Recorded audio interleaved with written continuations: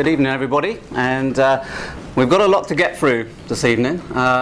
It's a subject that is pretty new to most people, and it covers all aspects of internet marketing. And so without further ado, I'll just keep going through the content tonight, because I guess this probably describes what we're going to talk about, because I can only give you in the space of an hour a fairly in-depth overview, but nevertheless I can't go into lots of specifics, because these are big subjects. But luck happens when preparation or opportunity meets preparation, simply because you have to be aware of what to look out for, and what to actually learn and what to focus on. So okay, just a little bit about my background. 28 years in business development, and I don't like talking about myself, but at least you will have some idea that I've been developing sales online as well as offline for quite a long time. And 13 years with a top 100 UK company, again focused on e-commerce as well as business development across multiple different tasks, which I won't go into now, but and 6 years plus in my own full-time internet marketing business in Brisbane. So, it's been an experience. 6 years ago, I literally knew nothing about internet marketing. I came from the UK looking for a highly paid position in Brisbane, and they don't really exist for pharmaceutical wholesaling. So I decided, as I love Brisbane and this is where I wanted to live, I would start my own business. And so therefore, that's how it got going. So how can I help you? One of the reasons I started to talk is because I like to teach and I like to help people. And I'm very, very passionate about internet marketing. This is a subject that I looked at quite a long time ago, 5 years ago, and it just was something that was obvious that I should continue with, and it's just a case of helping you to understand what needs to be done. And the other benefit I guess I've got, because I've had to learn multiple subjects for internet marketing to grow my business and keep moving forward. So without sounding arrogant, I have covered a lot of subjects at a pretty good level. So that helps me help you to explain the different parts of what we're going to talk about today. And my big unique selling point, I guess, as a company, is that we look at the big picture strategy. So yes, there's lots of companies who do Google AdWords or SEO or videos, whatever it may be, but it's how this all produces, how it fits into a strategy, and that's what this is about as well. So hopefully you'll gain from that experience. But why should you care about this particular subject? Because you really can genuinely renovate an existing website and sell that for a profit, and you'll get to see that you actually have a lot of different choices as to how quickly you do that as we go through this evening. And there is just so much misinformation out there about internet marketing. I spent the first year having no clue who to trust. I really just didn't know where to turn. I did what most internet marketers do, buy lots of products and think, oh my God, I just have to go to bed at night and I'm going to wake up and my bank account's going to be full because I bought that software program. It doesn't work like that, not surprisingly, but hey, I had no idea. So I spent the first year searching for people I could trust and I could work with. But as far as this presentation, this is low investment and low risk. So nothing is without risk and nothing is without commitment, but ultimately, compared with other forms of investment, as I'll just touch upon this evening, this really is something that everybody can do at whatever level that you wish. And there really is a higher potential ROI, return on investment, than your typical real estate or even stocks and shares. And that kind of sounds a bit out there for me to say that, but you'll see that there are some really big examples of where this works for everyday people as well as multi-millionaire internet marketers. And yes, if you've ever bought real estate, and there's nothing wrong with investing in real estate, there's a lot of restrictions and a lot of laws you have to go through, and this is not without its laws. And I don't know if Malcolm's in the room yet, but I think Malcolm was due to be here. He's an internet lawyer, but nevertheless, he would be able to help you in that respect, because you do still need to be aware that there are laws. So just briefly, in terms of my credentials, as I say, I hate talking about myself. myself, but the reason I can confidently stand here and talk about different aspects of internet marketing, because I literally have worked and continue to work with some very, very successful internet marketers who make 1 million plus a year, and that's all I can tell you, because I'm sure it's a lot more than that. But so you can go to my website and check out the testimonials, because I'm not here to talk about myself, but at least you need to know my background. So those are some of the other subjects that I've focused a lot on across, conversions as well as driving traffic, because lots of people talk about driving traffic to websites. Not many people talk about conversions, and so I'm going to focus quite a lot on that as we go through. So what do I hope that you can get out of this website, this presentation, sorry. You'll be able to learn a lot quicker from the information that we go through this evening, and you'll actually get a chance to hopefully make some more money along the way. Now, this takes time as well. Nothing is a get-rich-quick scheme, but nevertheless, that you'll be fast-tracked towards that opportunity, and you will get to see some cutting-edge information that I don't think most people in the room would be aware of. So I'm pretty sure it's going to be of interest to you. And so what are you going to get from a learning? You'll actually get to see how you can make choices about short and long-term profits. So yes, you don't have to do things just one way. You do have some choices. And there are some different monetization strategies. And don't worry, I'm going to explain that, what that means as we go through. But also key performance indicators. So in other words, when you're looking at buying a website or selling a website, you have to look at different statistics. And so therefore I call those key performance indicators. My company corporate background sort of teaches me to talk like that. So, but also, different suggestions about what you should do when you're buying and selling. So this is what you're going to learn from this evening. But I'm a big advocate of tracking and testing. And when you're going to buy a website, you have to know statistics that are meaningful and valuable, because if you don't, you may well be buying a website that's never going to make any money. And the impact of mobile marketing. So that's the last part of this evening, because mobile marketing and mobile websites is generally going to be part of this subject for a long time to come. And in terms of how you can use this information, you may have. I speak to a lot of people who have lots of domains that they've purchased in the past and they're sitting on and they don't know what to do with. So, this hopefully will give you some ideas about what you can do with your existing domains in terms of making money from it, short term, medium term, or long term. And if you happen to deal with clients, I don't know if anybody in the room does, but this will certainly help you as well, just by giving you refreshers and also some new information about what you need to do in terms of helping your clients. And probably most importantly for a lot of people in the room, how you can make additional income. Because while this does certainly apply to business, in terms of helping you grow your business, this is as much for entrepreneurs and people who want to make some extra money, working from home, part-time. You don't have to replace your full-time job doing this, but it's something that can genuinely add an extra $2,000, $3,000 a month, if that's what you're looking for, or more, or a little bit less. Entirely up to you. So the other question is, why now? Because why should you care about this now? Because this has been around a fair amount of time, but it really has not been taken up by many people, simply because they're not even aware that it exists. And this really is a growing trend, just a huge growing trend in terms of across the internet. But as you'll see, certain countries are focusing on this and other countries aren't.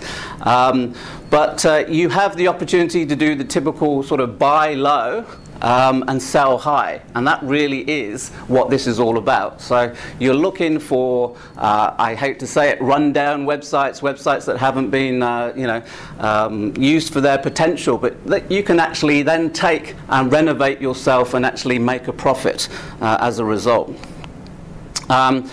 But the other reason why you need to take some action now is that this will take time. Unless you just want to make a few $100s and do things a certain way, this is a business. This is not anything but a business, and therefore you need to take some time and put some commitment in and actually really work at this and learn the techniques that I'm going to talk about this evening.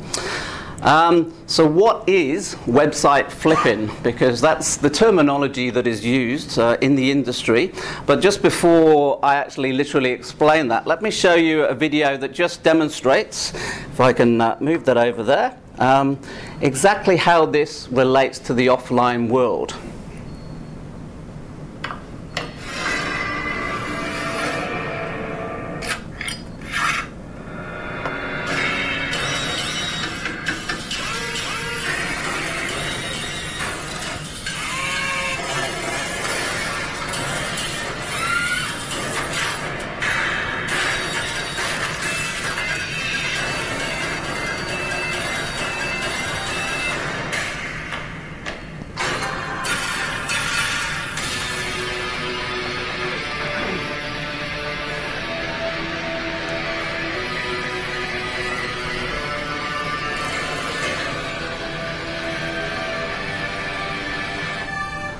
Okay, so most people know of the program, and this is no different but for websites. So really, you know, this is just a topical subject in more than one way, as we'll talk about. So in terms of what is website flipping, it's very simply, as you will see on the screen now, buying a website, optimizing it, that can mean lots of things, driving traffic, improving the conversions, as we'll talk about, and then obviously making a profit from it or making an additional income, whatever it is that you're aiming for. And in terms of how it works, you do have those choices of short, medium and long term, and depends what you want to get out of it. In terms of what we do, we focus very much on the long term. So we're looking to buy established websites, we're looking to build them up over 18 months plus and then sell them. So that's my personal goal and the way that I work. There are opportunities to, you know, buy a website for you know, $200 and sell it for $500. So you certainly should start. If I don't say anything else this evening, do not spend lots of money on this straight away. You know, try it with something that's less than $1,000, probably $500, low risk, something that you can afford to mess up if that's what you're going to do, because, you know, we all have to learn, and I continue to learn every day. But our philosophy is very much to hold on to websites long term, because then you can actually show the buyer that you have a track record, and that's really what they'll be looking for. And the other part of our strategy, which could well be yours as well, is if you're in a particular niche, you want to add certain websites that are complementary to your money website, as we call it in the internet marketing world. So therefore, this is a way to action that opportunity just by looking for complementary websites that you know, can gain extra qualified traffic, you know, can actually find opportunities from different areas that you would never get or never think about with your own website. Okay. So here's some recent examples of large and small website sales. So if you like the big examples, there's $300 million there. So if you think this is not big, then it certainly is, because AOL were willing to spend $300 million on the Huffington Post. And certainly that, you know, shocked a lot of people. But equally, if you actually want to take a much different example, Facebook Burst.net was sold for $2,250. Now, that's not just a domain. It had some content on there as well, and they actually put some effort in to make it look like a normal website. But nevertheless, this is very much accessible for everybody in this room, no matter where you are today. And then you've got Bankaholic, $15 million. He didn't have any staff. He was the only one that built it. I wouldn't mind, you know, selling a website for $15 million if I'd, you know, built that up on my own. But these are real life case studies. And then you've got a blog, an info blog, again at the lower end, but nevertheless sold for $2,500, and it was only 1 month old. So, you know, when I talk about making a few $100s, well, I try and keep it conservative, because I'm not here to hype anything up. But, you know, there's a classic example: 1 month old, $2,500. Now, what was the profit? I don't know, but nevertheless, that's not bad for a month. Okay. So how much would you expect to earn from buying and selling websites? Well, that's a difficult question to answer, because obviously you have to be careful, and how long's a piece of string. But nevertheless, there literally is no limit to how much money you can make from buying and selling websites. Clearly, you've got to have some money to make money. That's a given. But nevertheless, there are several people making thousands a month. Certainly achievable for everybody in this room, and there are many people making much more than thousands. But that applies to all aspects of business, all aspects of being an entrepreneur. There's always someone who's making millions and someone's making thousands and less. But I put the disclaimer on the bottom simply because, yeah, everybody's circumstances are different and everybody's skill sets are different, and you would expect me to say that as well. So what does it actually depend on in terms of you making the money? Anybody who's been in internet marketing for a while knows the choosing of the niche is the most important decision you make. And there's a lot of questions you need to ask yourself, as well as a lot of research that you need to make. But there's no doubt that is the key question. Now, two things that spring to mind, and I'll just keep it brief because I can go off into subjects very easily. But do you go into a highly competitive niche and think, oh my God, how am I going to beat all these people? Or do you go into what most internet marketers tell you to do and go into a niche where there isn't much competition and hey, no one knows about this niche, so I can really make a lot of money? Well, to be honest, I don't think there's too many niches where there's no competition. I think most people know of certain niches. It's just a question of how confident are you, because I have certainly seen a few examples from some of my mentors where they purposely go into the most competitive niche because that's where the money is. And that's a very clear message that I'll never forget. So either way, you need to do your research, and we're going to cover that this evening. But yes, stating the obvious for anybody who's been in internet marketing a while, if you want to make money, you've got to have targeted traffic and you've got to optimize your site. Big subjects on their own. We'll touch upon them, and you have got to test and track what's working. And you'll hear me say that quite a lot. But it also depends on what other people deem, to be a suitable price for your website, and how are they valuing your website, and we'll cover that as well. So, how do you choose a niche? Big question, and again, you've got to know where to find this information. Is it growing or is it declining? So there are many tools online, of which I'll mention a few now, for looking for trends. So you might want to write these down because I don't have them on the PowerPoint, but I'll do them off the top of my head. Google Trends is one. So these are all free. Don't have to pay anything for it. You've got Trendistic. So if you're wanting to know what's being talked about on Twitter, because that's the live chat that's taking place, whether you approve or not of Twitter, you must look on a tool like Trendistic. There's many other tools, but it will actually show you what is being talked about with your keyword phrases on Twitter the most, and whether it's going up or whether it's going down. And there's also a blog online. It's called Blog Pulse, P-U-L-S-E. It's from Nielsen, the market research people. And this is an opportunity, again, to see what's trending as top popular subjects on blogs. You can use Google Blog Search. Doesn't necessarily show you trends, but nevertheless, that's useful. And you've got other tools like Google Insights, so I-N-S-I-G-H-T-S. All of these are giving you local information about keyword phrases, particularly with Google Insights, and they're giving you trending topics that you need to know about before you make that decision which niche you're going to go into. And when you're making this decision, yes, this may sound obvious, I don't know, but positioning is a phrase that is hugely important because you've got to know the competition inside out and backwards before you jump in. But you've also got to say, okay, how am I going to position myself as a website business in this case, and how are you going to be different? What's your unique selling point? And do you really understand the pains and frustrations of your target market?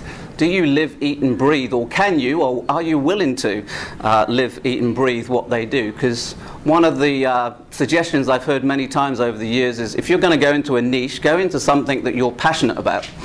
I don't think that's a complete rule, but it's certainly something I've heard many times, because you're going to have to do some work with this, and so therefore if you like it, you care about it, whatever it is, you're likely to continue with it. If you're really bored with it but you think, oh, I can make lots of money doing this, well, don't know how long you might last. So just, you know, it's not a cut and dried rule, but certainly think about it very carefully. And the number one rule of marketing, what needs are not being met in your niche right now that you can do something different with. Because if you don't find this and you just do the same as everybody else, you probably won't get a valuable website, you know, that's going to sell for a reasonable amount of money, because you'll just be, you know, looked at just the same as everybody else. Okay, so you have some choices in terms of which business models to choose. Not too many. These are all big subjects on their own. But the first question is, are you going to sell a product or are you going to sell a service? So, and I don't assume this anymore, because I'll never forget a telephone conversation I had probably 4 years ago with a very senior, successful offline business coach. And when I spoke to him on the phone and said, you can actually get sales and leads from your website, he said, you're kidding me, Andrew. Can I come and see you? Because I didn't even know this existed. And like, this is an offline, very successful business person. So the reason I say that is because services are as important as products when you're making a decision about which websites to buy, you know, because e-commerce is a great opportunity, but you just have to be extremely aware that you have to manage suppliers, and even if you do drop shipping where you don't physically have to hold the stock, you still have to, you know, deal with the out of stocks and the delivery problems. But I personally know some guys who make millions from e-commerce sites, so I certainly would never say don't do it, but just weigh up the pros and cons. But these are the business models. So affiliate marketing, for anybody in the room who doesn't understand what affiliate marketing is, it's literally referral marketing but online. And so when you you know, give somebody else the opportunity to promote your website in this case, and it leads to a sale or qualified lead, whatever value you put on it, you pay them a small percentage of money as a thank you. Now you have to make that decision what is you know, viable, but nevertheless this is a huge topic and a very popular topic, because if you don't have your own product, you don't want your own product, you do affiliate marketing, you promote other people's products, and you can make as much money. Because I, again, know a millionaire marketer who only does affiliate marketing, and he doesn't have the hassles of customer service because it's not his product.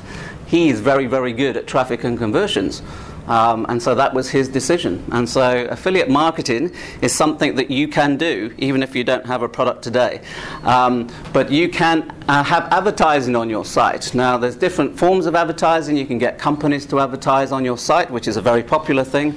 There's also something called AdSense, Google AdSense. And for anybody who doesn't know what that is, you have probably gone around Google and seen some little small adverts in places that you really weren't looking for them, but they just happen to turn up on the website. Might be the top right, top left, bottom corner, whatever, but that's the Google Display Network, and that's part of Google AdWords. And so therefore those people who are putting those adverts out there get paid a certain amount of money when people click on those ads. So if you have those on your site and that's the sole reason for you making money, and there's lots of websites, I guess, at the beginning of the chain that have AdSense on it, and I have seen people making $3,000 to $4,000 a month with Google AdSense. Now it doesn't make as much money as it used to, but you know, it's certainly still a viable proposition. If you don't want to make like thousands and thousands and thousands, it will give you a suitable income, but you have to still do the work. So that's an alternative. And then another very popular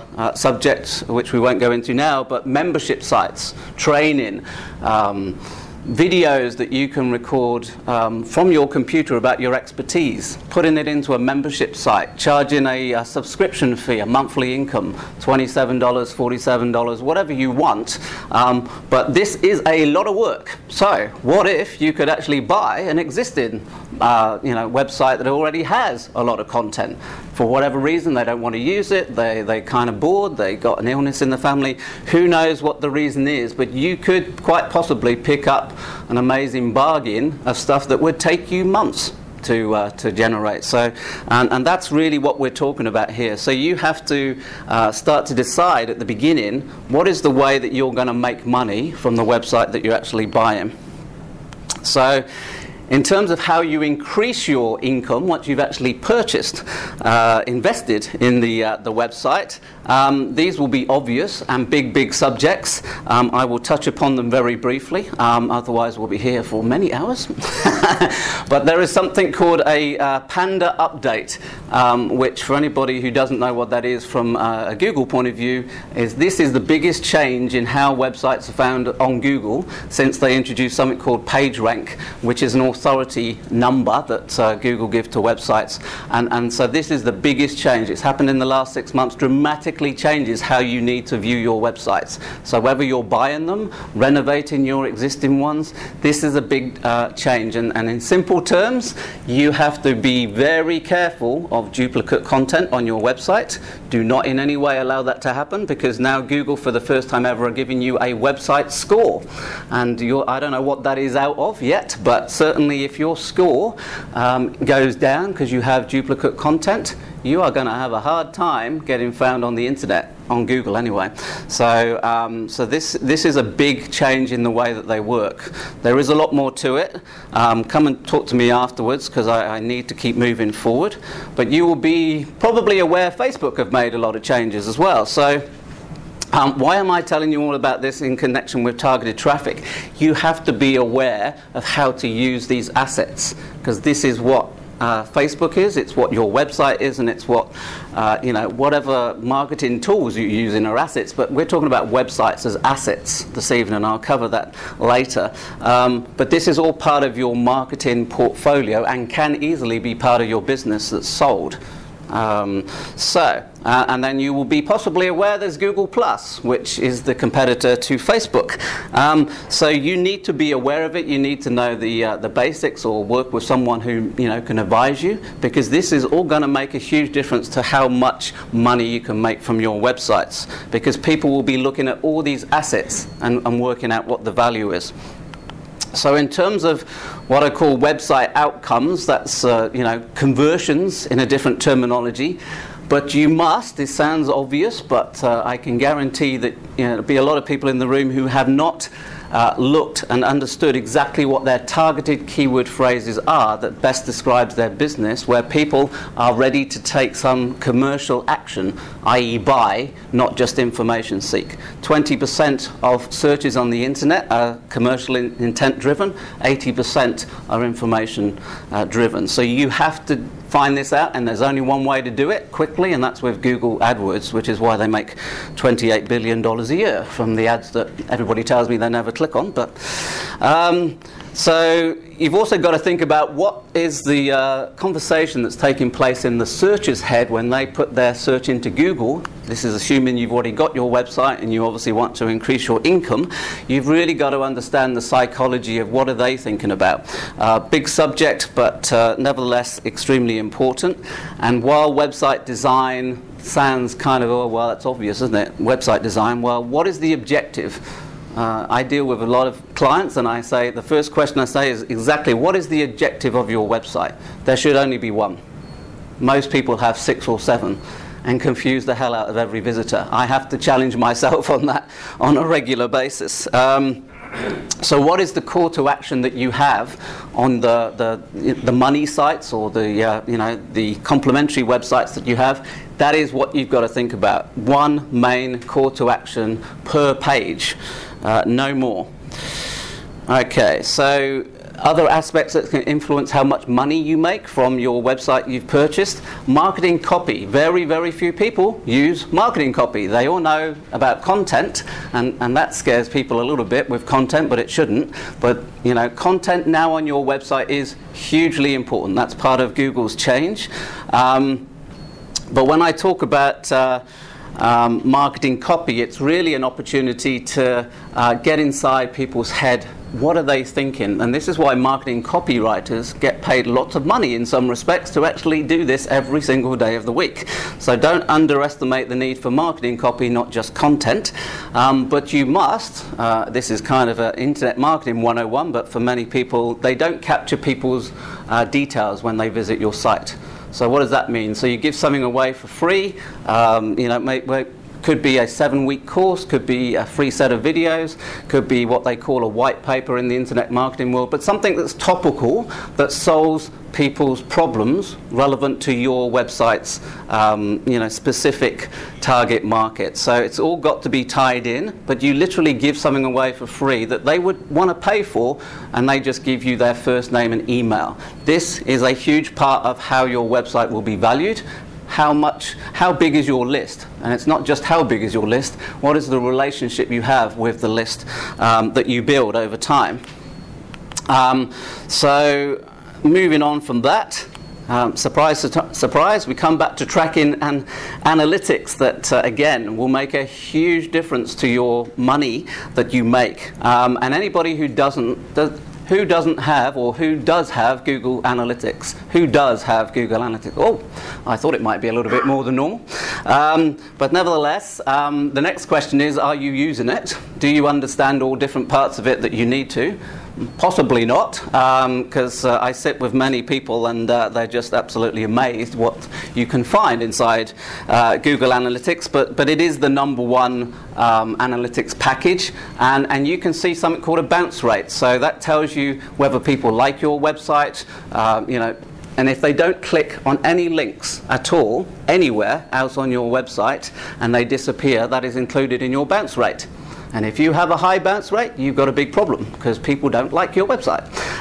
So this is why you have to take notice of this, and this is broken down per page, and I'll just leave it at that. But it's the visitor profile, understanding what they like and what they don't like, and something that I take for granted myself, but I remember the times when I didn't think about this, but there are keyword phrases that can make you money in your website that you've bought or renovate, or that you're renovating. Then it's all in your analytics. It's telling you what people want from your website, and you need to know what it is so you can create the content.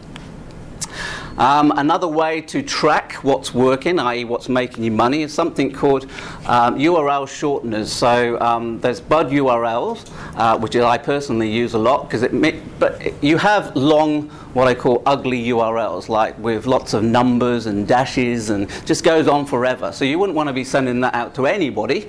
And so these URL shorteners literally put it in a nice, user-friendly way, that with Bud URL you can say /marketing. Instead of bit.ly, which is free, but it just says /12567, whatever it may have. So you know, pay your money, take your choice, but this is a way to track. When they click on that URL shortener link, it actually tracks, you know, the IP address and how popular your link is. So just something to be aware of.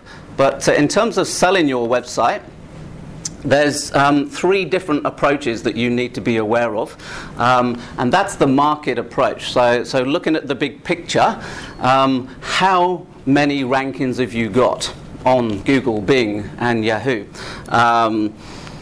What are the keyword phrases that they apply to? But you know, what's your competition doing? Because the buyer will want to know that. So if you don't tell them and they are switched on, they're going to be asking you these questions. So this is why you need to be very aware of the marketplace that you're in, where you're trying to sell your website, and clearly, you know, what is the demand at that time for the product or service that you're promoting, because things change.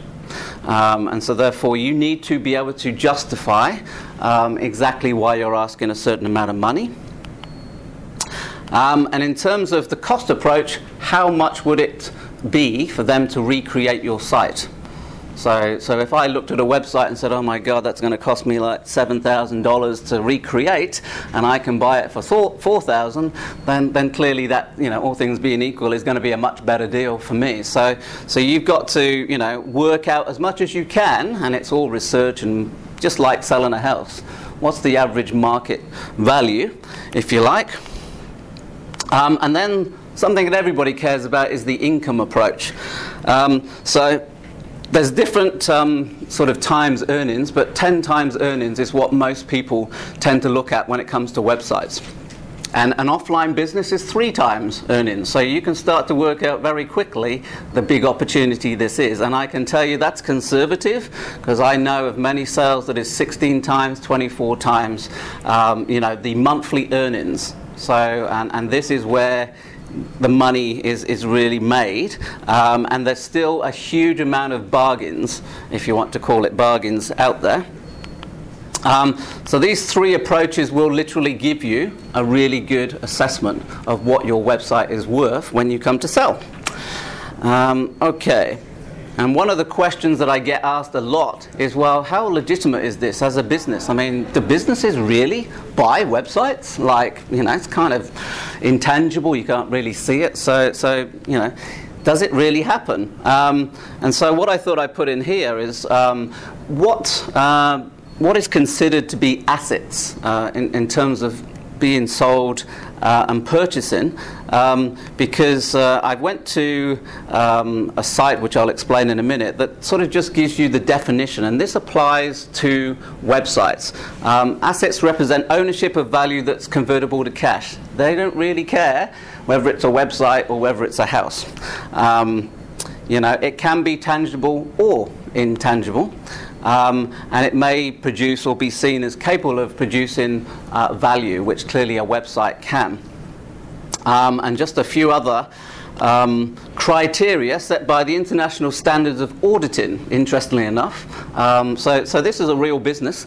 It must be able to produce revenue and sales, not surprisingly, in terms of advertising or e-commerce. Yes, goodwill is very, very important. And so is it an authority site? That word is the most important word in Google's vocabulary.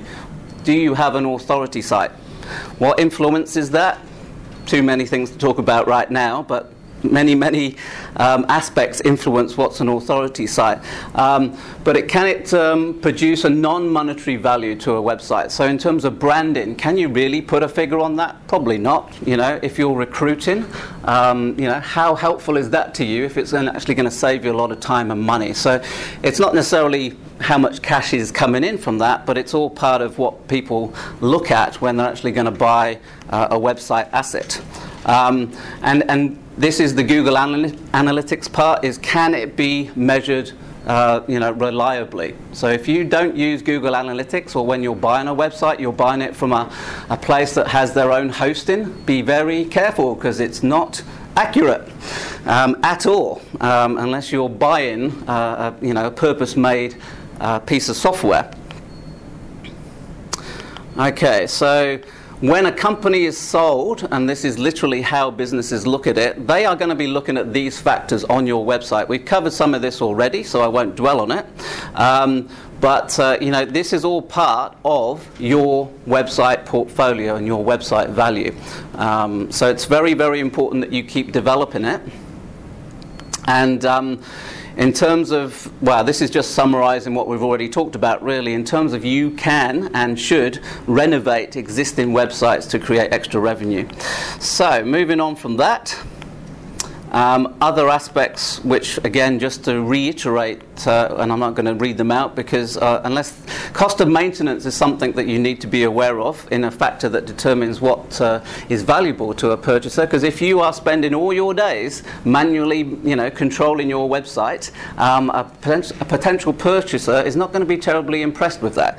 But if you've got lots of processes in place, lots of systems, an automated solution that, you know, keeps your time down, that you spend working on your website to create whatever revenue it is, they're going to be much more interested, and you can just hand that over. Whereas if you have to, like, you know, have everybody trained again, and, you know, you have to work in the business like twice as long as you were before, not really going to be that you know, attractive to potential buyers. So and you know, has it got a potential to grow? You know, I guess there's certainly going to be marketplaces where it's hit a plateau. So you have to be aware of this information when you come to sell your website, because you've got to, you know, basically prove that there is room to grow. And if you're using, you know, technology and software, is that your technology? or is it somebody else's technology? If it's somebody else's, how much does that cost? All hidden questions that a buyer, a serious buyer, would want to know when they're purchasing your website. And here's some real-life examples to bring it back into context. We all know about YouTube. I've mentioned Huffington. We've mentioned Bankaholic, but Retail Me Not is another one. These are millions of dollars taking place. So if you don't think this is real business, I can assure you. I think it's Fairfax Digital bought Spritz, I think it's called, for $40 million. That's a lot of money. So, and you don't have to be in that league. You can start at the 2,500, 500, etc. But I'm just letting you know that this is available. So in terms of mistakes to avoid when you're actually buying a website, I'm just going to go through this very quickly, and just keep me posted on the time, Aaron, because I can't see the time on here. But the seller's background, you've got to check them out. Okay, so how easy are they to deal with? You need to ask them questions, and you need to research them online. And how willing are they to give you extra information? So other mistakes that you could make, if it sounds too good to be true in the way that they, in their marketing copy, selling their website, it probably is, not surprisingly. If you do this, you can get that. But look at the whole figures and the background and see whether the information they're supplying is congruent or incongruent, i.e. not consistent. So you need to check all these things out. And in terms of domains, another mistake you might make is, well, how popular is the domain? If it's only just been released, or it's been around 5 years and no one's ever bought it, well, probably may not be something you necessarily want to buy in a hurry. But so you're looking for a domain that has more established track record, at least 6 months in some respect, whether it's with content or whether it's something that somebody else has bought and they just don't want it anymore. Because this is another part of Google's algorithm to decide what authority you have as a website. Another mistake to make, if you buy a website, and this is even more important now, and it's got scraped content, and scraped content means copying, in simple terms, and RSS feeds, that's used for managing blog information. I won't go into that now, but there's many rubbish sites out there, which is why Google have done what they've done to eliminate as much as they can what's going on. So, and if you are buying a website and you can't see the Google Analytics, don't buy it. Because if you can't track it, you can't test it. And I've already mentioned that Google Analytics is the mainstream option that people like. Is it a seasonal product? Quite something that sounds obvious, but you could miss. You think, that's going to be every month. Hang on a minute, it's only like 3 months a year. Didn't really realize that. But is that only one source of traffic? Because if it's Google, and Google slaps you, which is the terminology for internet marketing when they don't like you, your business is gone. So you need to have multiple different ways to get traffic to your website, and that's what you're looking at when you actually come to buy. So if you're buying a website and it has one form of traffic, I would not touch it, because you've got a big risk there. And clearly, is it making more money, likely to make more money or less money? And customers coming back, and does it have what we call a lifetime value for the customers? Are they coming back for 5 years, 3 years, 10 years? You've got to be aware of that. That's part of the valuation. And just to focus on the analytics again, this is how you make the quick wins with the renovation. Okay, what do I mean by quick wins? You might have broken links on the site. It might be what we call leading to the money page, where you really have your big offer. But if there's a dead link, simply not working, and you can identify that because you understand how to, you can suddenly find that you're making a lot more money. And that has been proven many times. And you can put goal tracking in Google Analytics to see where are they leaving your website. So if you've invested in a website and you can't work out why it's not making any money, well, you need to know why they're leaving and where they're leaving, and think about what you could do to rectify that. So that's exactly what I've mentioned there. So I'm going to mention this literally for seconds because we don't have time. But one of the questions you'd be saying, well, where do I buy and sell websites? The #1 site on the internet, bar none, right now is Flippa. And they recently achieved $50 million worth of websites sold, and that's only since 2009 on the internet. So if you don't think this works, there's the proof. But interestingly, UK, Canada, and the US is where most of the buyers come from on Flippa. And you need to be searching by the number of visitors and be aware that there is a reserve price. So if you don't hit that reserve price, which they don't tell you and shouldn't tell you, by the way, then they're not likely to sell it. So that's a big subject, but you want to check out Flippa tonight. Don't go spending lots of money. Keep it $500 or there or thereabouts. But I did mention this for Malcolm, but I'm not sure he's in the room, so we'll actually play this back to him later. But I would suggest, because there are some questions about whether you can actually buy certain domains, and I had a chat with Malcolm from Dundas Lawyers not so long ago, and it was very interesting because you think you can just buy any domain. Wow, no, because he just said they'll come after you and you need a contract, and so Malcolm's a great guy to talk to from a legal perspective. And I'm just going to finish off with something that you just can't ignore: mobile marketing and mobile websites, because this will be part of people's portfolio, and they may well have mobile websites already that you can purchase, even though it's relatively new. But why should you care about mobiles? Because there's literally hundreds of millions of searches every single week on mobile phones, and it's only growing at an amazing pace. 300 million smartphones sold. Now in Australia, I think it's something like 10 to 12 million, so clearly it's different in Australia, but this is an internet business, obviously. But a fascinating figure that I know from working on mobile marketing a lot is that by the end of next year, $200 billion will be spent just by purchases through mobile phones. Today it's around 100 billion. So where's that going to come from? Well, everybody in this room probably has a mobile phone, and one time or another, you've used it to surf the internet, and if you haven't, well, it'd probably be an iPad, whatever tablet that you're using. But this is all part of mobile, just so you're aware. So let's just quickly look at YouTube to stop me talking. What do they like about video and mobiles?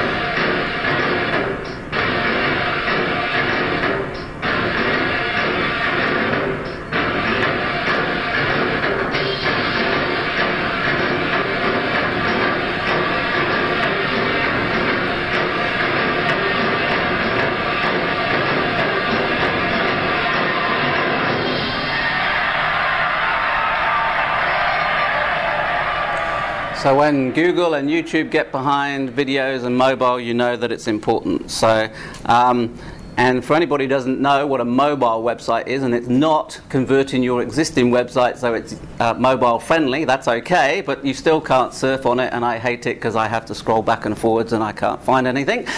So this is a purpose-made mobile website that we are now producing for clients, and it's obvious that it is just built for mobile. So you can find what you want straight away. It's a small amount of content, so you have to be very direct, but nevertheless, that's what it looks like.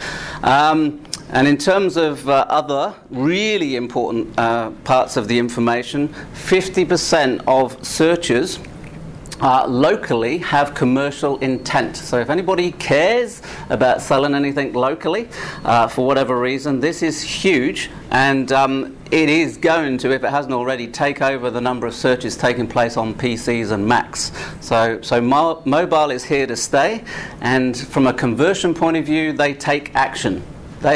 Google have all sorts of case studies because they have Google Ads for mobiles that they take action, and you can put call to actions with a click to call banner on your website, or even have clickable text as part of Google AdWords that anybody with a mobile phone can click on and talk to you. So depending on what your business model is, you might want that, or on the other hand, you may not want it. But okay, so how would you use mobile? SMS is kind of obvious, but how many people are really using that for marketing purposes? I've mentioned Google Ads, which are far cheaper on a mobile than they are on the normal Google Ads, even though it's still a highly recommended way to work. And of course, everybody knows about apps, and everybody's crazy about producing apps. Well, do you have a mobile website first?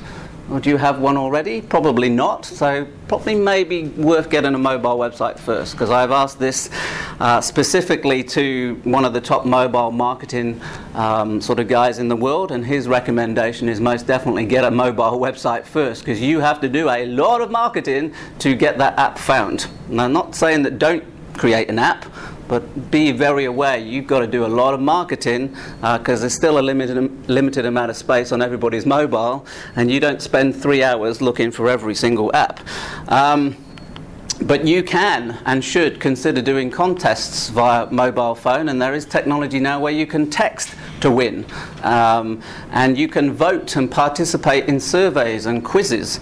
And you should put videos on up there for mobile phones. So this is part of your portfolio and your promotion to make more money for the website that you've purchased. And lastly, from an information point of view, I leave something that, how many people in the room know what a QR code is? I see technology-based. More people than normal, so it's obviously catching on. But I'll show you a quick, for anybody who doesn't know, and maybe this will amuse you just as we finish now. This is a video about QR codes. Darlings, how lovely to see you. I bet you're just dying to know what QR codes are, aren't you? Well, there we go. The QR stands for quick response. The code, well, it's a box of dots that looks not unlike, well, me. Now in Japan, they've been found on everything from buses to business cards, right through to green beans even. We can contain all kinds of information, and we're now being used by the likes of Nike, those Flintstone people, M&S that do the foodie things, and BMW, along with Google and even Facebook. Yes, you can now get us on Facebook as well. What you should do right now is try this for yourself, and I'll show you how to do that for free in just a couple of seconds. So, why not find out a little bit more about us by talking to my friend on the left of the net? And just to actually show you some real life uses of QR codes. Whoops, I didn't like that. So let me see if this will work. I got a funny feeling looking at that. Oh, here we go, yes. It's going to work.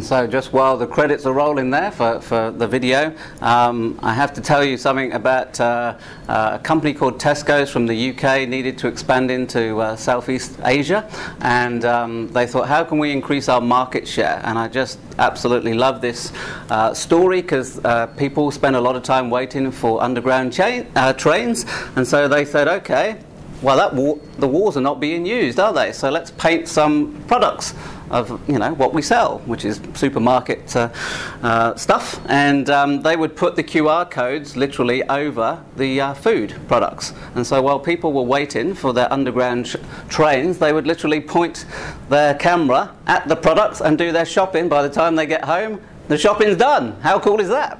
So that's something that really is happening. And just before I literally show you what we can do as we finish now, I think this is a very, very apt video that it will play, but live your passion and believe in what you're actually going to do when you're buying and selling websites.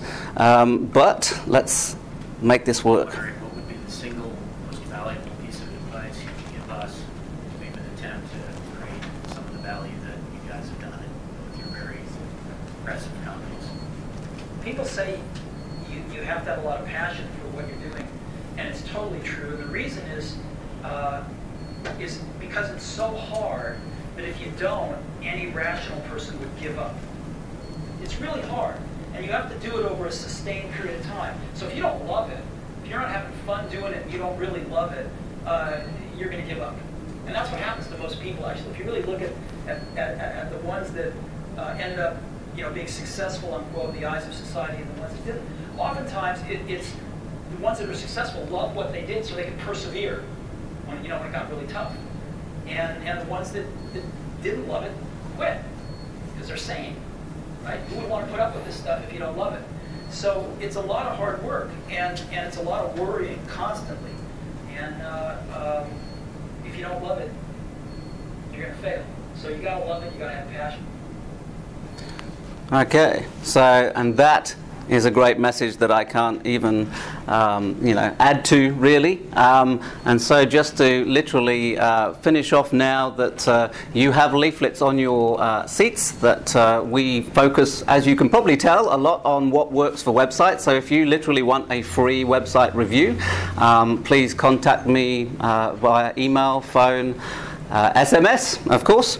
And for the first 5 in the room this evening, simply because I can't give things away for free all the time, is if you give me your business cards, I will actually literally arrange a 30-minute consultation for free, which again I have to spend my time working with the people that obviously pay me, but at the same time I'm happy to spend a little bit of time to work through with you what you want to achieve with your buying and selling websites. So please come and see me in just a moment. And we also have, and how could I not tell you that we have free videos on my own website. So you just put your first name and email in and you'll get some internet marketing videos that's still extremely valuable today. And last but not least, date to be announced. If you like what you've seen this evening, this is a snapshot, and I can assure you, as I've been planning this for a number of months, and it's looking like it's probably going to be February, March next year, but we will be having a 3-day free workshop that I will literally give all of this information and more, with lots of guest speakers who will come in and add to what we've talked about this evening. So if you want to be kept in touch about that, you need to let me have your email address, otherwise I won't know who you are. So questions? So we'll do a good question and answer session now. It's always difficult to cover such a broad topic in 1 hour, so thank you very much, Andrew, for doing that. I really appreciate it. I don't know whether everyone else appreciates just how big a topic buying and selling websites can be, because it encompasses the full spectrum of internet marketing. Absolutely everything goes into when you're buying and selling websites. So I'm sure that the people here have got some questions. So what we'll do is you ask a question, Andrew will repeat it because he's got the microphone, and yeah, I'm happy to also answer anything as well. Sure. So, yeah. Who's got questions on the topic tonight? I'm sure some of you have. All right, well, we'll start here at the front. I've had a look around trying to buy some sites and stuff like that, and people put up, testimonials of how much they earn and all that stuff. How do you sort of wade through the crap, I guess, and get to the actual good stuff? Because people put on fake reviews, fake income from AdSense, etc. Okay, so the question is, how can you basically avoid getting taken for a ride by fake testimonials and doctored images of how much people are making? Well, the straight answer to that is that you need to look at their and have admin access, or at least access to their Google Analytics. So they can give you access without literally allowing you to do whatever you want with their website. So that is the answer. You've got to look at the facts, because you've got to look at the track record. In terms of sort of doctoring images, well, that's something that anybody can do, and in the end you have to look at all the different parts of the puzzle, and clearly if someone's done that, you should, if you're being professional and very thorough, be able to look at lots of different statistics coming from Google. It just gives you everything you need, essentially, and you'll be able to say, hang on a minute, he's telling me he's earning this amount per month, but the analytics here, he doesn't even have like any conversion tracking set up. How does he know, how effective his website is? So yeah, you can get ClickBank figures and PayPal figures, and yes, internet marketers, not so much nowadays, have continually sort of shown screenshots, but don't just take that for, because people do, unfortunately, mess with images. So it all comes back to the analytics. What is the track record, and does the information back up what they're saying? Yeah, just an addendum to that too. Yeah, it's exactly right.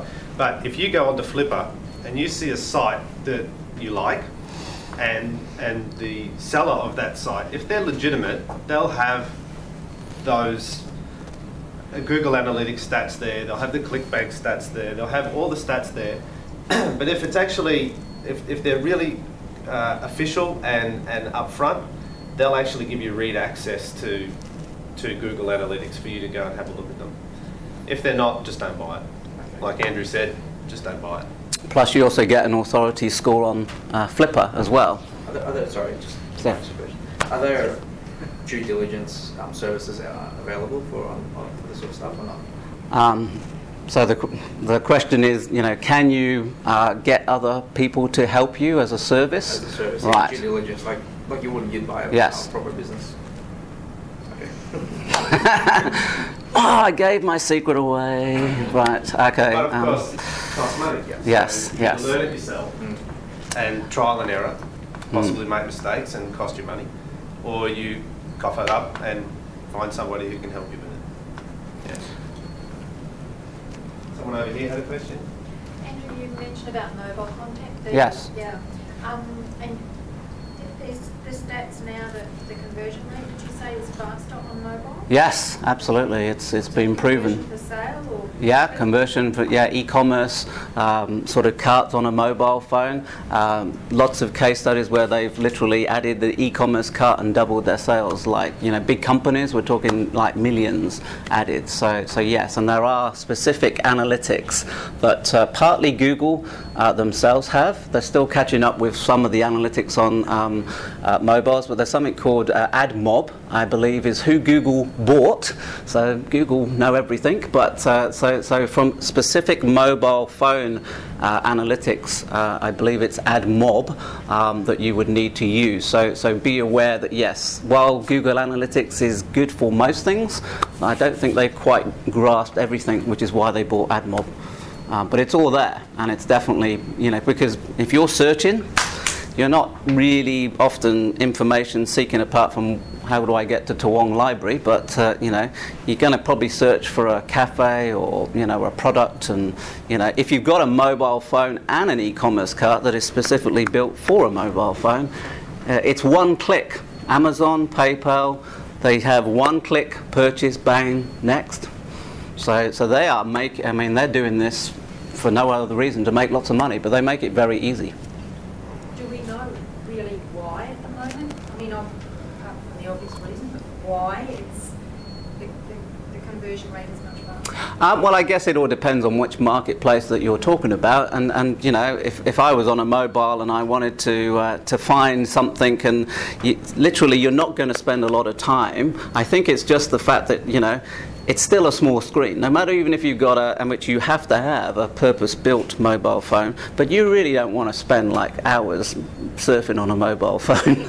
I mean, an iPad might be different, but at the end of the day, so you kind of like want to get what you want and get out, because unless you just literally spend all day walking around looking at your mobile phone and not doing anything else, which I guess some people do, but you know, we all have to work in some way. So yeah, I think that's what it is. It's just the human nature of my, you know, I know what I want. I need to act because I need to, you know, get on and do other things, and I don't have the distractions of surfing, you know, all over the place easily, because the amount of mobile phone websites, specifically mobile phones, are still that small, which is why people are losing huge amounts of money, because they haven't gone out of their way to build a mobile website. Because I hate looking at websites where I can't actually scroll. It's just like, get me out of here. So. But I'm glad you did mention about mobile websites, because that's you can go onto Flipper, have a look, see what's there, and say, okay, well, if I buy that site over there, okay, they don't have a mobile website on that site, so I can work it out or pay someone to add that component to it, and I've just increased the value of that site because now it's got a mobile component to it, which it didn't have before. And that's essentially it. You're looking at ways to add value. So when you're renovating, you're adding value to the site, so that you might have bought it for $500, do a little bit of work on it, 3 months later you might sell it for $1,500 or $2,000, because you've added Twitter, YouTube profiles to it. You've added your mobile component to it. You've cleaned up the search engines a bit. You've streamlined the content, and you've added value to it. Yeah, you've probably taken 3 or 4 months to do it, but hey, you've learned at the same time, and it's a good way to get started. And I concur with what you said at the beginning of the talk, which is start small. So don't go and spend $15,000 on a website if you've never ever had a website, because you'll take a bath in it, I guarantee it. Yeah, just like, you know, gambling, I guess, you know, be prepared to lose it, but you have to do it, because, you know, even to have a basic understanding. I mean, I literally do this every single day and have done for 6 years, and I absolutely am passionate, and I'm committed to knowing, you know, as much as I can possibly know. But that's my full-time business. That's not for everybody, and they certainly don't have access to the people I have access to either. So, so yeah, you have to be just careful about that. Any other questions? Yes. Could you just please expand more on your personal experience? You know, you said you don't like to talk, but yes. Just had some questions how many websites you sold personally? What the biggest return you've got on what's the average, and what's the range? The average, I mean, we have sold probably 4 or 5 websites over the years, simply because I don't go for the quick win, and so, you know, I'm looking at like a 2-year stint to make sure a website actually works. So we're talking about, you know, it can range from like 20,000 to 40,000 to sort of 80,000. I have not sold, you know, one that's made 15 million yet, but nevertheless, you know, it's been a healthy sort of return on the investment. But I just really focus on established websites to make sure that I can prove to whoever's serious that, you know, it really is worth the money, because you know, this is a real business. So yeah, you can go at the different level. Absolutely, that's not where I sit. So I am definitely not going to stand here and say, hey, I sold, you know, 100 websites. That's not how I work it. Because anybody who really knows about this, you're better off building long term. So and yes, you don't reveal the marketplace. That's another golden rule, because when you come to sell your website and you just tell everybody it's, you know, it's in the healthcare market, or specifically what part of the healthcare market, you are laying yourself open to you know, not making the money. So you know, and again, I have mentioned on the odd occasion in the past exactly which niche that I worked in, and suddenly, funnily enough, everybody else started to use that niche as well. So it's one of those things, yes, you have to keep to yourself if you're wise, but at the same time, I would just try and keep hold of it for a long time to come. Yep, and you also mentioned that you also kind of buy websites, kind of keep them for some time, like in portfolio. So how many do you have like to sell? Like do you have a big portfolio, just sites waiting to sell? Or? Okay, so sorry, I forgot to repeat the question. In terms of how many websites have I got waiting to sell, is that the question? Again, I don't have lots and lots because literally, if you understand what needs to be done here, you have to build a portfolio. I have sort of one main money website, so that's the answer to your question.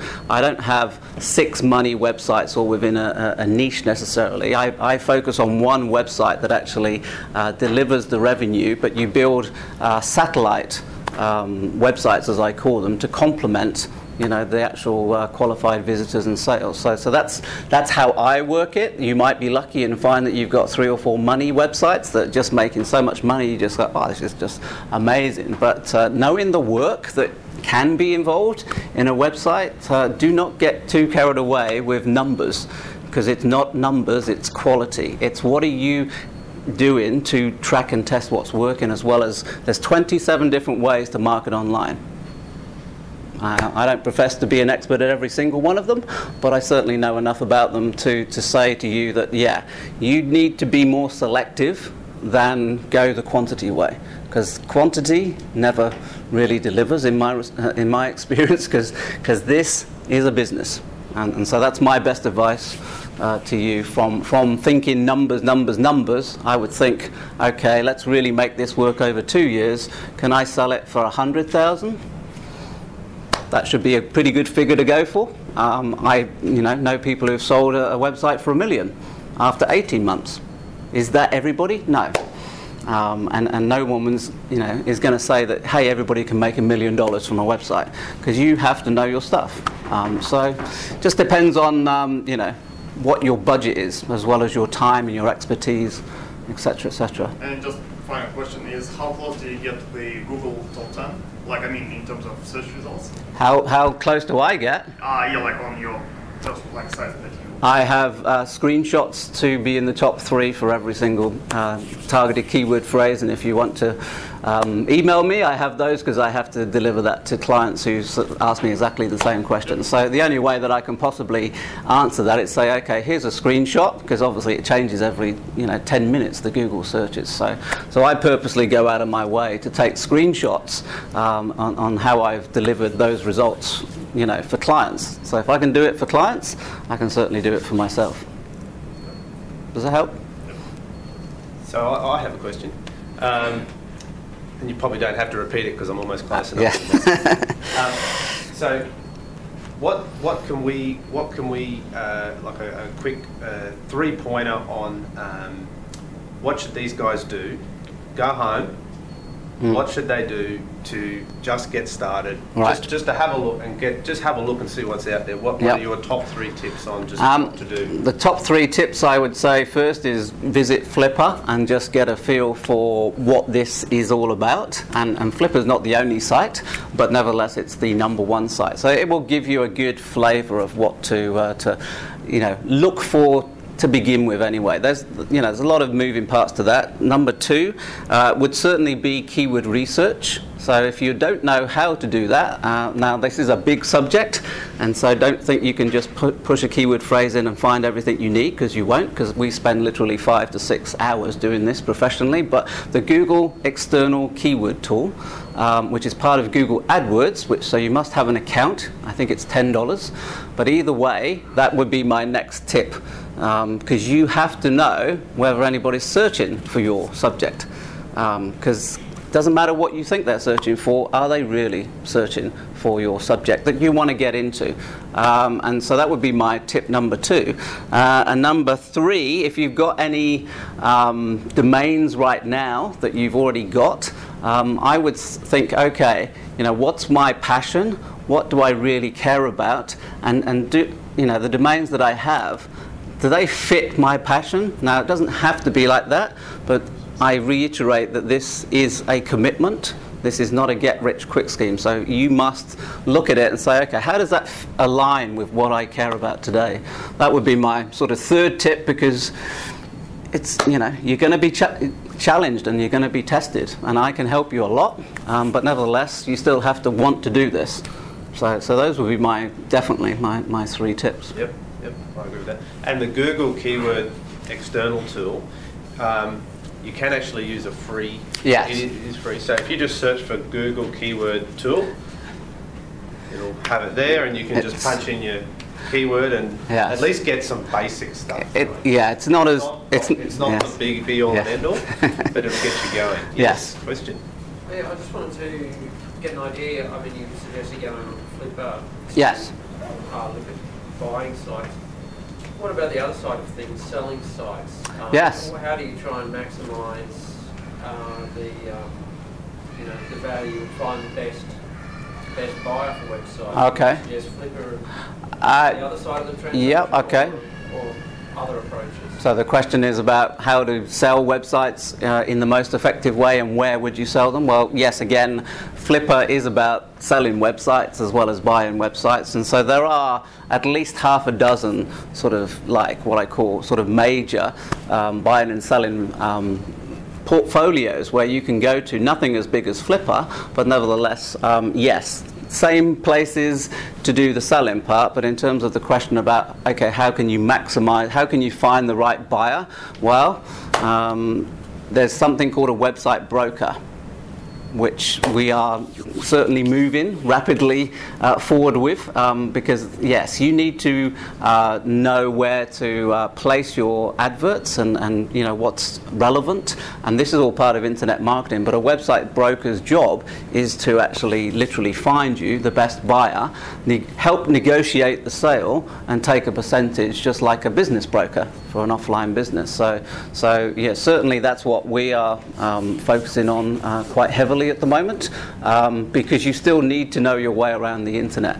And then it's the negotiation techniques of buying and selling websites, similar to the offline business, but needing to know the kind of things that we've spoken about this evening. Because if you are not savvy and you don't know what to look for, there will be people who will definitely look to take you for a ride.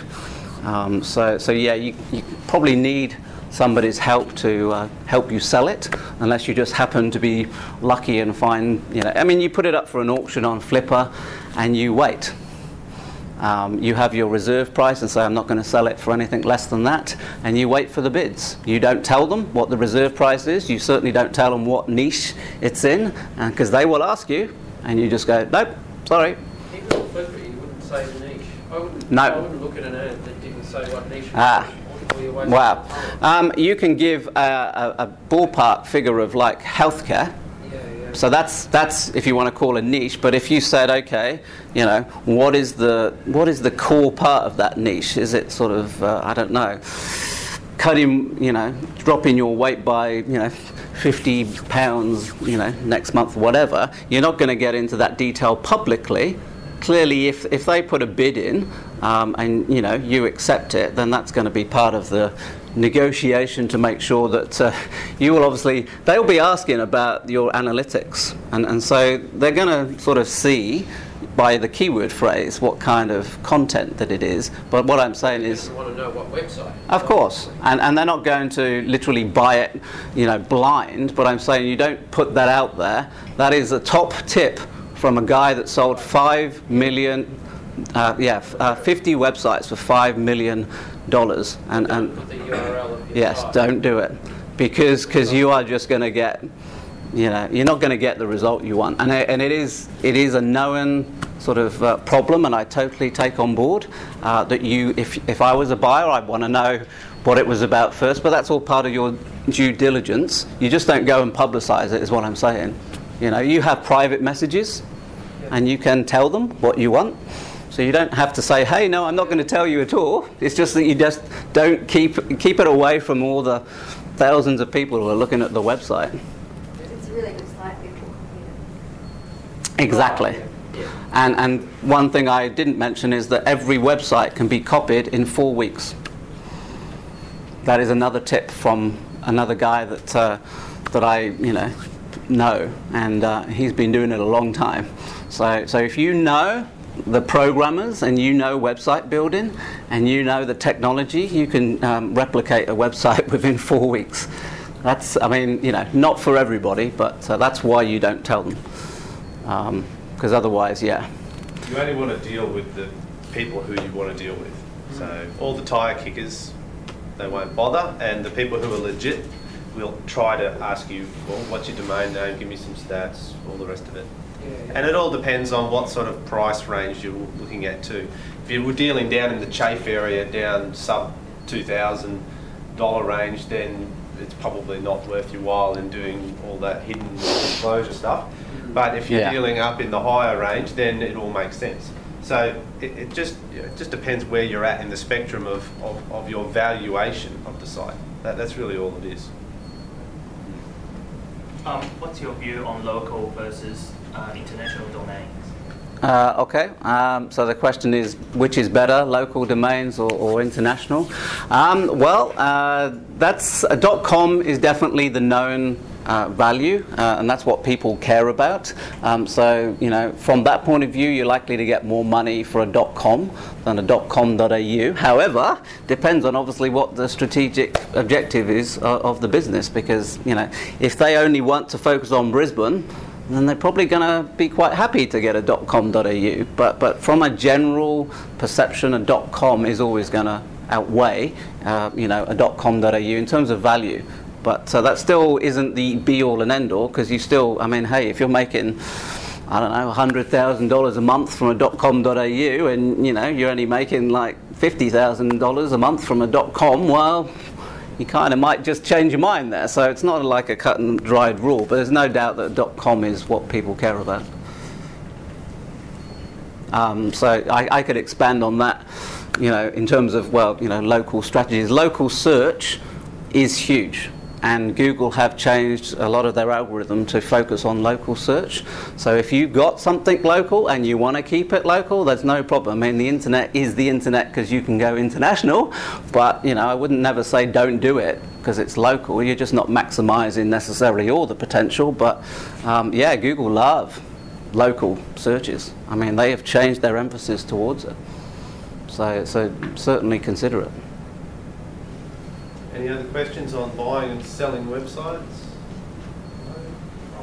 No one else has got one. I'll ask you one more. How do you know when to sell? Well, and the answer to that is, first you've got to be prepared for when someone comes knocking on your door. So how do you know when to sell? Well, make sure that you have all your statistics lined up and you've got all your systems in place and your processes. So that's partly answering your question and partly not, but you know, if you decide to sell and you haven't got these other things in place, then you are not going to get the money, because any serious buyer is just going to say, that's fine, I know you're ready to sell, but, you know, where's all your processes? How long is this going to take? You know, etc., etc. So in terms of how, apart from that, when would be a good time to sell, I think it comes back to the trends research, knowing, you know, there's so many tools, social media tools, sort of Google tools that will give you an indication of, you know, that graph, and also look in your analytics, because it's all about graphs, and it's like stocks and shares.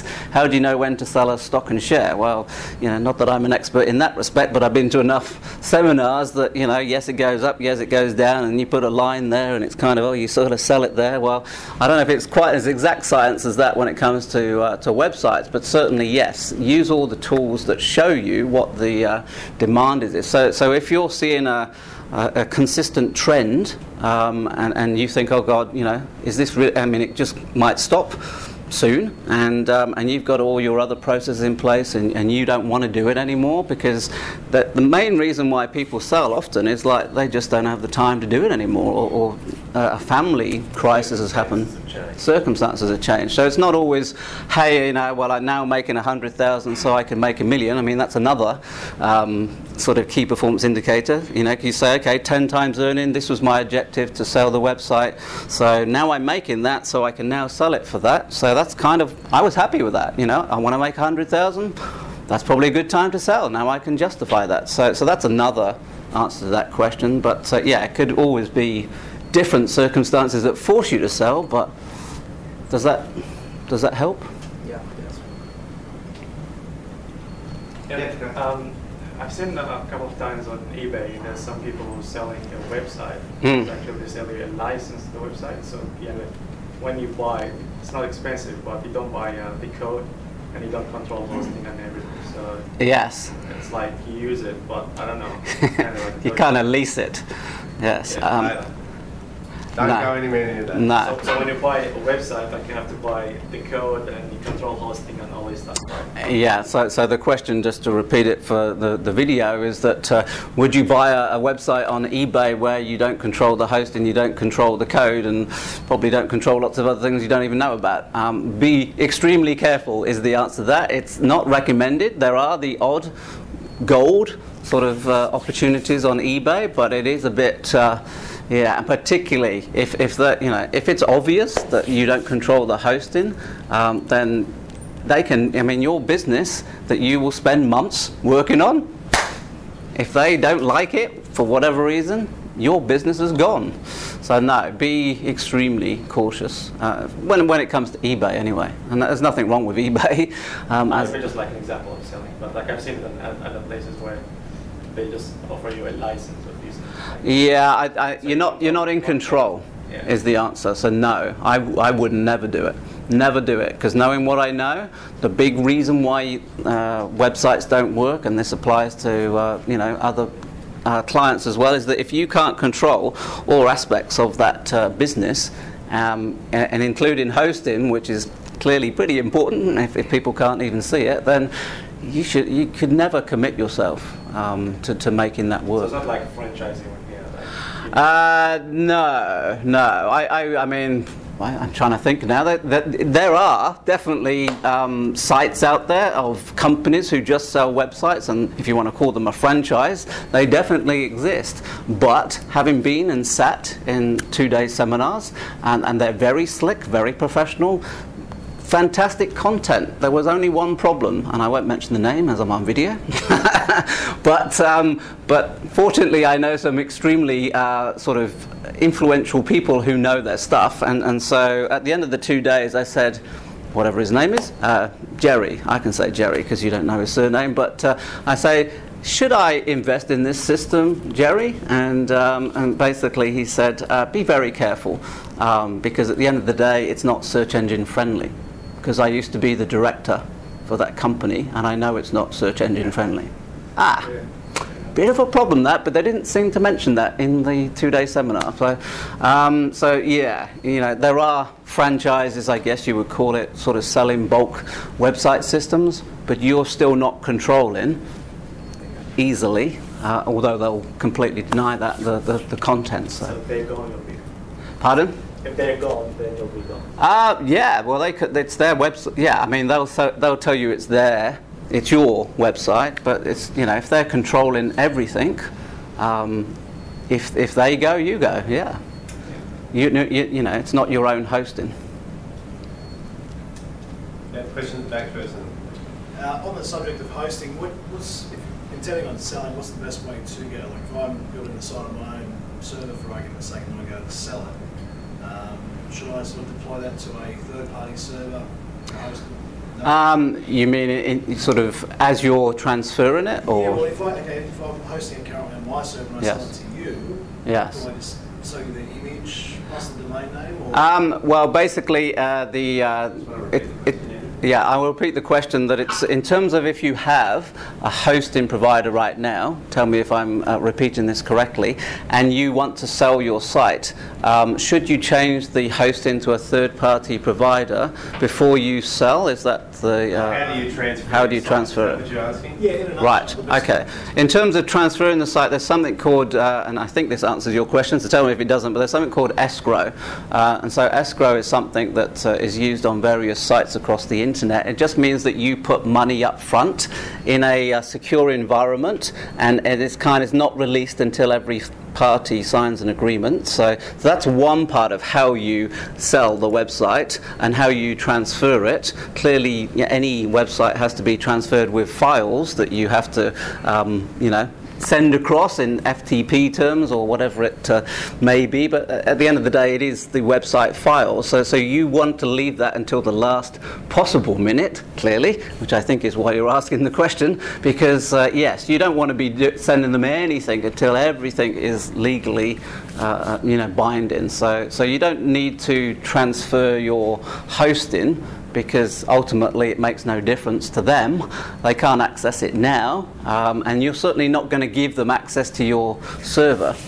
You would send them the files. So yeah, never let them get access to your server, because they could do anything. So ultimately, what the purchaser is then responsible for their own hosting, is that? Yes, simply, and HostGator, from a non-hosted point of view, unless you've got a company that's already doing it for you, HostGator is always a good. I mean, there's lots and lots of companies, but they're the most popular one. So yeah, does that help? It does. Thank you. Good question. Yeah, I just wanted to ask about the direct approach, both in terms of buying and selling.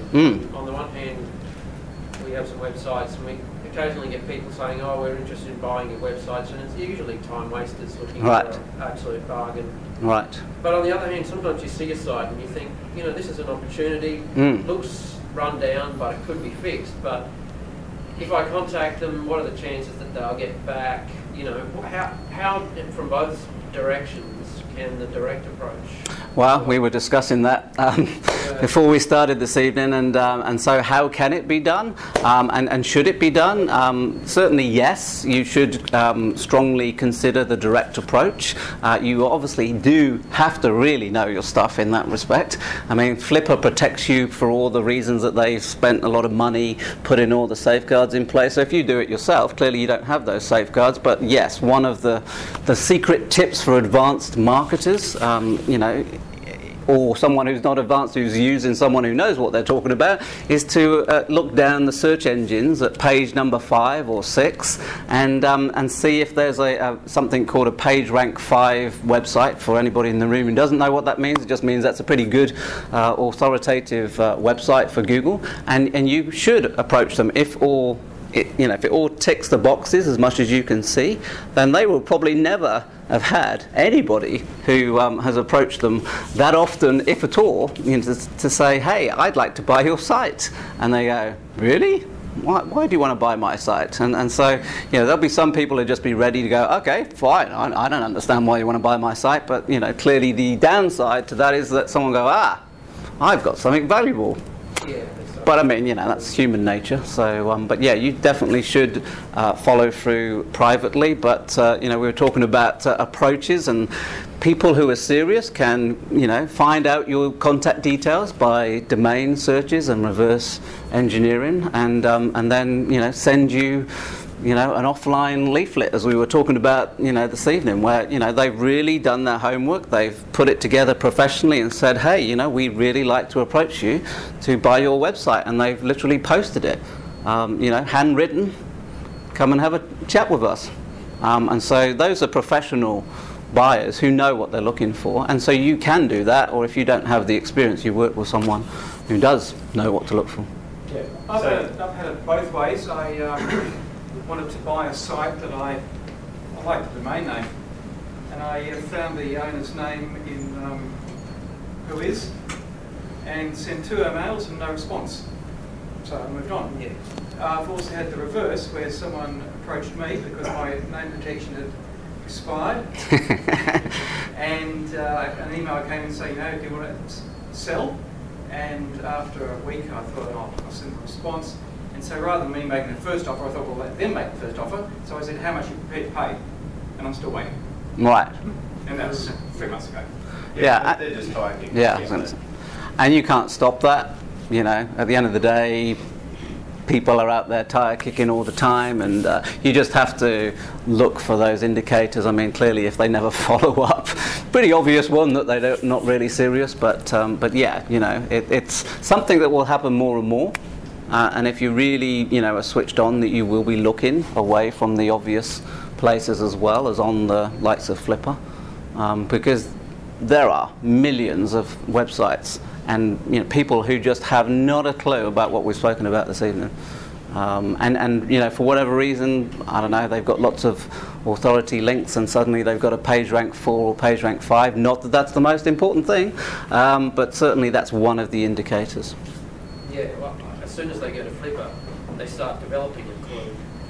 So I guess it's harder to get a bargain. Well, it is. That's why I'm saying, you know, selectively look privately, because yes, of course, those people on Flipper are more likely to be aware of what they need to do. But I guarantee you, knowing what I know, I'm sure Aaron would agree that there is a certain amount of information that you need to know. And in my experience, in even sort of internet marketers who've been doing it a while, don't necessarily know all the type of subjects that we've spoken about this evening. I almost guarantee you they don't, because I was part of a very high-level professional development program, of which I heard many questions and actually asked more questions than anybody else about these topics. And frankly, even at professional levels, people don't know this stuff. They really don't. So I wouldn't get worried about, hey, Flipper's kind of saturated or anything like that, because they have an idea, but most people are not doing it professionally. So.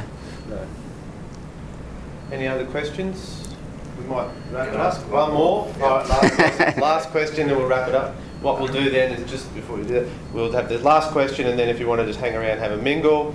We're out of here by 9. You can leave after that if you so choose, or we'll just have a mingle and chat. What's your question? This is more of a legal one, so I'm not sure if you can answer it, but you sell a site which has got a good niche and you've segmented your market.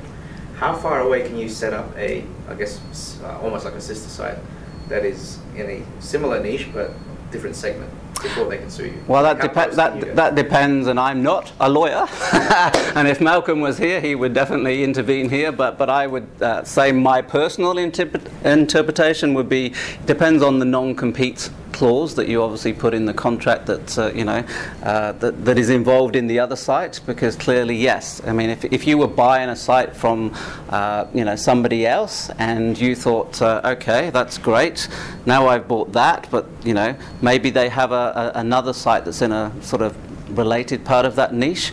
Well, I think it's up to the seller to decide what they put in the contract that you have to sign to buy the website, to say, hey, look, that's fine, I'm happy for you to buy this part, but don't necessarily use this site, you know, with any other information that I disclose to compete with me over here. Now, this is where a lawyer would need to advise you, because I don't have that experience to say, hey, this is the line where you tread.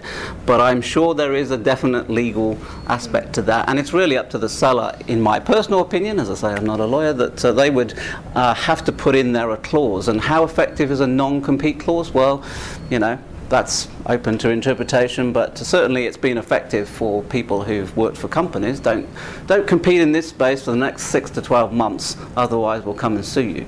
So, I mean, you can't really stop someone, you know, marketing in a different niche. I mean, you just can't. I mean, it's... I was more talking about, I'm selling a site. Yeah.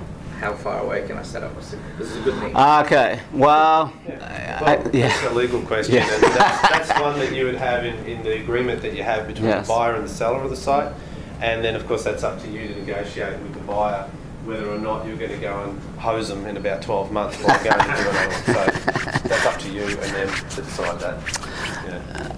Yes, it's what you feel comfortable in putting in the contract, I think. And if the other person, you know, buys into it and they don't think about this, which clearly anybody switched on would be thinking about it, then I guess if you wanted to then go, okay, done that one, now I'm just going to, you know, compete with him there. Well, it won't be direct competition, but similar. Well, yeah, similar. Well, if it's similar, depends what similar, what that means, but yeah, that's, I'll defer that one. There's not many questions I can't answer in detail, but I'll give that one to Malcolm. But anyway, Malcolm Burrows, if you want to find someone here in Brisbane who knows what they're talking about. He's not here tonight, but he's around. Well, I want to, on behalf of everyone, thank you, Andrew, for coming and giving this presentation. It was great. So, yeah, if we could all just give Andrew a hand for giving us that picture. So Andrew's been kind enough to give you leaflets so you can contact him later. But other than that, we'll just break and have a chat if you want, and otherwise we'll pack up and see you again next month. Next month, I think we'll be talking about outsourcing.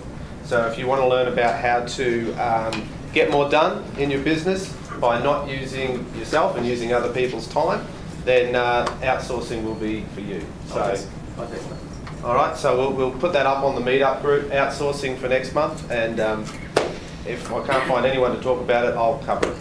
I can talk about it easily. All right. Okay. Might do a joint presentation. Yes. All right, okay. Thank you, everyone.